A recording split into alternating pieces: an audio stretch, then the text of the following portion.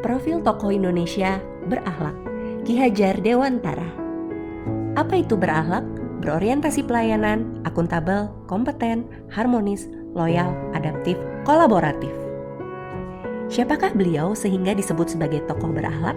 Ki Hajar Dewantara, seorang bangsawan Jawa, aktivis pergerakan kemerdekaan, jurnalis, politisi, dan pelopor pendidikan bagi kaum pribumi, terlahir di Yogyakarta pada tanggal 2 Mei 1889 dengan nama Raden Mas Suwardi Suryaningrat.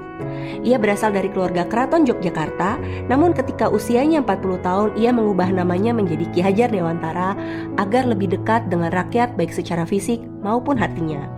Ia mendirikan perguruan taman siswa yang memberikan kesempatan bagi kaum pribumi untuk bisa mendapatkan hak pendidikan seperti kaum priai.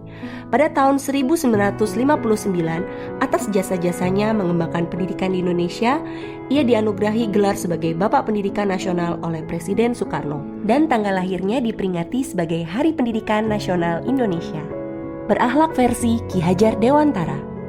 Berorientasi pelayanan. Ia bertekad mendidik kaum tertindas di Indonesia, maka ia pun mendirikan perguruan taman siswa pada 1922 untuk memberantas kebodohan bangsa.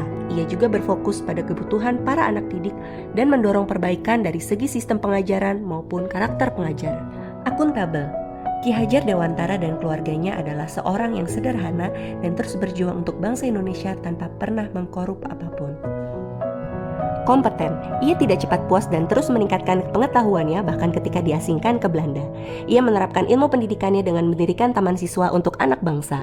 Harmonis, meskipun ia seorang ningrat dari keluarga keraton, ia berani meninggalkan kebangsawanannya demi dekat dengan rakyat dan menerapkan pendidikan yang lebih inklusi. Loyal, melalui tulisan-tulisannya, Ki Hajar Dewantara menyalurkan semangatnya melawan pemerintahan kolonialisme. Tulisannya sangat menginspirasi, tajam, dan juga komunikatif sehingga membuat pembaca pun tergerak untuk memiliki semangat anti-kolonial.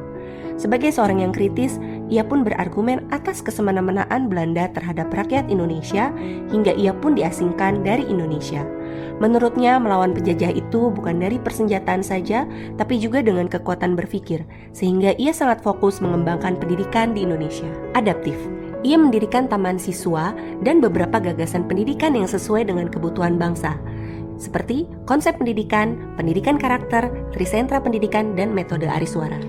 Kolaboratif. Di masa pergerakan nasional, Ki Hajar Dewantara bekerja sama dengan beberapa tokoh perjuangan bangsa Indonesia untuk mempersiapkan kemerdekaan.